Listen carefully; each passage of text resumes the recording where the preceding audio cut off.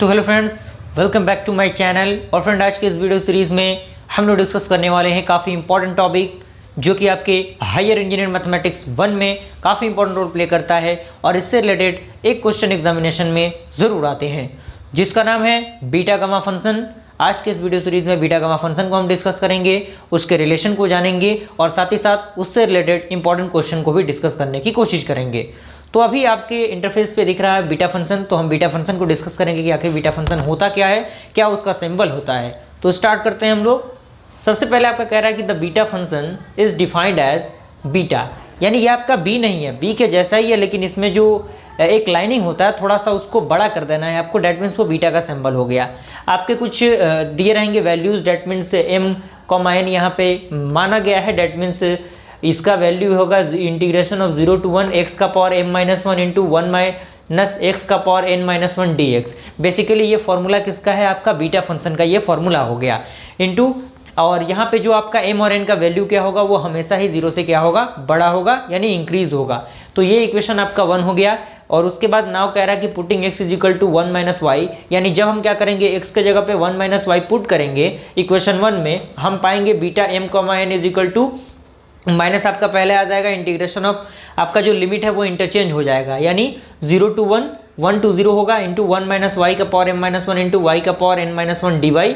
And इसको थोड़ा सा और अगर इंटरचेंज अगर हम करने की कोशिश करें तो यहाँ पे अपोजिट हो रहा है तो इंटरचेंज हो रहा है, माइनस का सिंबल आ रहा है, तो यहाँ पे इसको भी अपोजिट हम करेंगे तो माइनस माइनस क्या हो जाएगा आपका प्लस हो जाएगा। डेट मीन्स 0 to 1 वाई का power n-1 into 1 minus y का power m-1 into dy is equal to beta n comma n।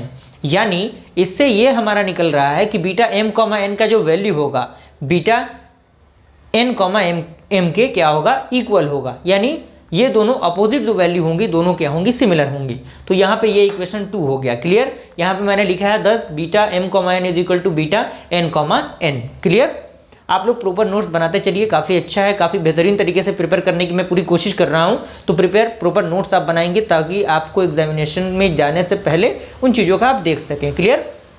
And उसके बाद आपका क्या है, अगर ट्रिग्नोमेट्रिक फंक्शन में आ रहा है तो ट्रिग्नोमेट्रिक फंक्शन में हम किस तरह से उसे सॉल्व करेंगे, जो साइन थीटा कॉस थीटा या फिर जो भी ऐसी चीज़ें होती हैं उनके लिए क्या यूज़ होता है। तो यहाँ पे हम पुट करेंगे x is equal to sine square theta and उसे क्या करेंगे हम लोग डिफ्रेंशिएट करेंगे, तो x का क्या हो जाएगा, dx हो जाएगा इजिकल टू आपका क्या होता है, पावर पहले आता है, पावर में से एक माइनस हो जाता है, तो 2 आपका पहले आ गया, sine theta as it is, sine का डिफ्रेंशिएशन क्या हो जाएगा कॉस थीटा एंड थीटा है तो यहाँ पे क्या होगा डी थीटा। और इसके अकॉर्डिंग आप क्या करेंगे, इस इक्वेशन को, इस वैल्यू को इक्वेशन 1 में पुट करेंगे, तो जहां जहां आपका x है वहां पे आपको क्या करना होगा, साइन स्क्वायर थीटा पुट करना होगा, और जहां जहां dx है उसके जगह पे 2 sine theta into cos theta d theta आपको पुट करना होगा। तो जैसे ही आप पुट करेंगे तो बीटा m का मान क्या होगा 0 to π/2, क्योंकि साइन 0 डिग्री पे 0 होता है और π/2 यानी 90 डिग्री पे क्या होता है 1 होता है, तो वो आपका चेंज हो जाएगा साइन स्क्वायर थीटा का power m-1 into cos square theta का power n-1 2 sine theta into cos theta d theta. और यहाँ पे क्या होगा आपका 2 बाहर हो जाएगा और इसके अकॉर्डिंग आपका 0 to π/2 साइन का power 2m-1 into theta cos का power 2n-1 theta d theta, जो कि इक्वेशन 3 आ गया। तो ये आपका ट्रिग्नोमेट्रिक फंक्शन में भी हम लोगों ने देख लिया किस तरह से इसे हम लोग सिंप्लीफाई करेंगे। तो आई होप बीटा फंक्शन आपको समझ में आया होगा। आइए हम लोग देखते हैं हमारा गामा फंक्शन आखिर क्या कह रहा है। तो फ्रेंड, अब हम लोग डिस्कस करेंगे गामा फंक्शन के बारे में, आखिर गामा फंक्शन होता क्या है, क्या उसका सिंबल होता है, किस तरह से उसे हम लोग सिंप्लीफाई करते हैं। तो गामा फंक्शन कह रहा है कि the gamma function is defined by gamma, यानी ये आपका जो ये स्टेटमेंट आपका ये सिंबल आप देखिए, जो कि आपका ये सिंबल है, ये आपका किसका सिंबल है, गामा का सिंबल है। Clear. Gamma n is equal to 0 to infinity b का power minus x into x का पावर n-1 dx, जहाँ पे आपका जो n का वैल्यू होगा वो क्या होगा, 0 से बड़ा होगा। तो ये आपका इक्वेशन 1 हो गया। ये बेसिकली गामा फंक्शन का क्या है, जनरल फॉर्म है। इस जनरल फॉर्म को थोड़े थोड़े पार्ट में क्या करेंगे, तोड़ेंगे और कुछ इंपॉर्टेंट फॉर्मूलाज को ड्राइव करेंगे। वही है कि the integral is also known as the Euler's integral of the second kind, यानी ये जो काइंड है ये आपका क्या है, यूलर्स का सेकेंड काइंड है, और जो हमारा बीटा फंक्शन के थ्रू आया था वो क्या था, वो यूलर्स का फर्स्ट काइंड था। Clear. And it defines a function of n for positive value of n, in particular gamma 1 का वैल्यू क्या होगा 0 to इन्फिनिटी e का पावर माइनस एक्स, जहां जहां n है वहां पे हम क्या करेंगे 1 पुट करेंगे, तो n-1 क्या होगा 0 होगा, तो वो तो कैंसिल आउट हो जाएगा dx, और यहाँ पे इंटीग्रेशन ऑफ e का पावर माइनस एक्स क्या होगा माइनस पहले बाहर हो जाएगा एंड इंटीग्रेशन ऑफ ई का पावर माइनस एक्स क्या होगा, ई का पावर माइनस एक्स होगा और हम वैल्यू को पुट करेंगे 0 टू इन्फिनिटी तक, तो आपका जो वैल्यू आएगा वो 1 आएगा। ये इक्वेशन सेकंड हो गया क्लियर। तो बेसिकली आपको अगर आता है कि गामा 1 का वैल्यू क्या होता है, तो गामा 1 का वैल्यू आपको डायरेक्टली पता होना चाहिए 1 होता है, क्लियर।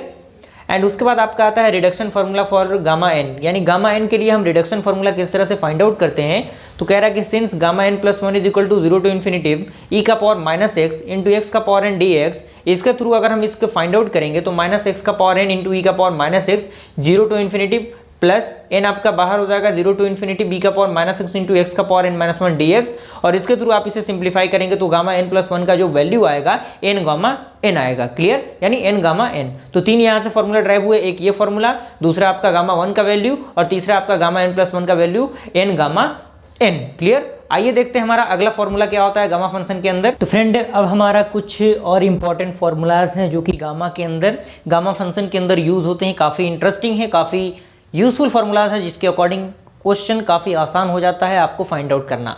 तो यहाँ पे कह रहा है कि value of gamma n in the term of factorial, यानी फैक्टोरियल के टर्म में हम किस तरह से गामा के वैल्यू को फाइंड आउट करेंगे।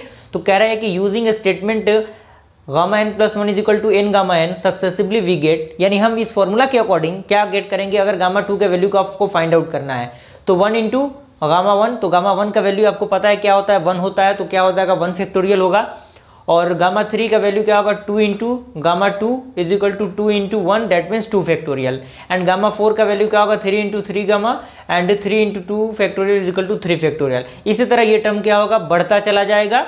And in general gamma n is equal to n plus 1, clear, n plus 1 is equal to n factorial provide n is a positive integer, यानी ये n क्या है, एक प्रकार का पॉजिटिव इंटीजर है, इस टर्म के अकॉर्डिंग हमें ये फाइंड आउट हो रहा है। And taking n is equal to 0 it define 0 factorial is equal to gamma 1 is equal to 1, यानी 0 फैक्टोरियल का वैल्यू क्या होता है गामा कंडीशन में 1 होता है। फैक्टोरियल अगर मैं बात करूं फैक्टोरियल की, फैक्टोरियल कोई नया टर्म नहीं है, आपने क्लास 11th में अगर परमुटेशन एंड कॉम्बिनेशन बेहतरीन तरीके से पढ़ा होगा तो फैक्टोरियल के बारे में आप अच्छी तरीके से जान रहे होंगे। बेसिकली अगर मैं बता दूं यहाँ पे अगर मान लीजिए 3 फैक्टोरियल कह रहा है तो बेसिकली आपको क्या करना है, इसका फैक्टर लिख देना है, यानी पहले क्या होगा 2 होगा, उसके बाद 3 होगा दैट मीन्स 2 होगा, उसके बाद 1 होगा, तो इसका वैल्यू कितना होगा 6 होगा।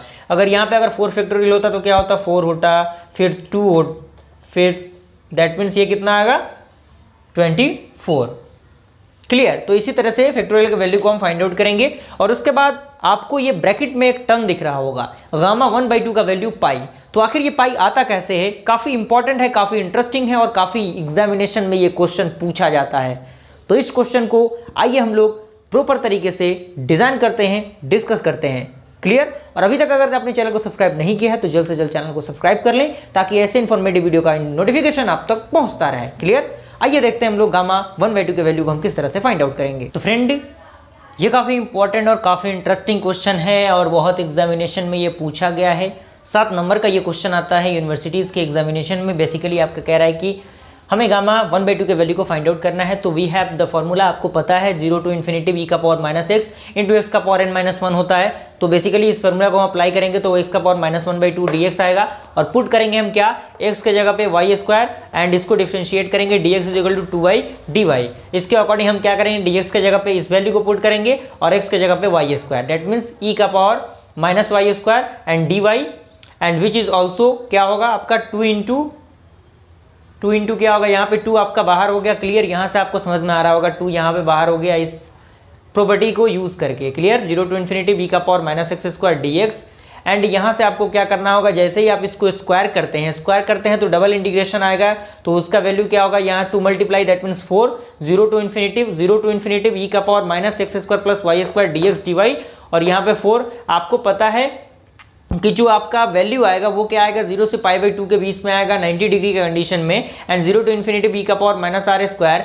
Are d r d theta, clear. क्योंकि देखिए आपको x square plus y square is equal to r square होता है, सर्कल के कंडीशन में आपको ये वैल्यू पता होगा तो वही वैल्यू को यहाँ पे पुट किया गया तो आर स्क्वायर आया है एंड इसके according 4 into π/2 0 to infinity e का power minus r square r into d r और इसके बाद आप इसको सॉल्व करेंगे तो 2 पाई होगा, 2 पाई इंटू माइनस 1/2 का power e into minus r square 0 to infinity, जिसका वैल्यू पाई आएगा। एंड इसके अकॉर्डिंग जैसे ही आप स्क्वायर को इधर भेजेंगे तो वो क्या होगा, रूट में कन्वर्ट होगा, तो गामा 1/2 क्या होगा, रूट पाई आ जाएगा। क्लियर? तो फ्रेंड आई होप यहाँ तक पूरा कंसेप्ट आपको समझ में आया। और फ्रेंड काफी इंटरेस्टिंग है, काफी मेहनत लग रहा है इस वीडियो को बनाने में। अगले लेक्चर में हम लोग गामा और बीटा फंक्शन में रिलेशन देखेंगे और इससे इंपॉर्टेंट क्वेश्चन को डिस्कस करने की कोशिश करेंगे। तो फ्रेंड मिलते हैं ऐसे इंटरेस्टिंग वीडियो के साथ, तब तक के लिए थैंक यू।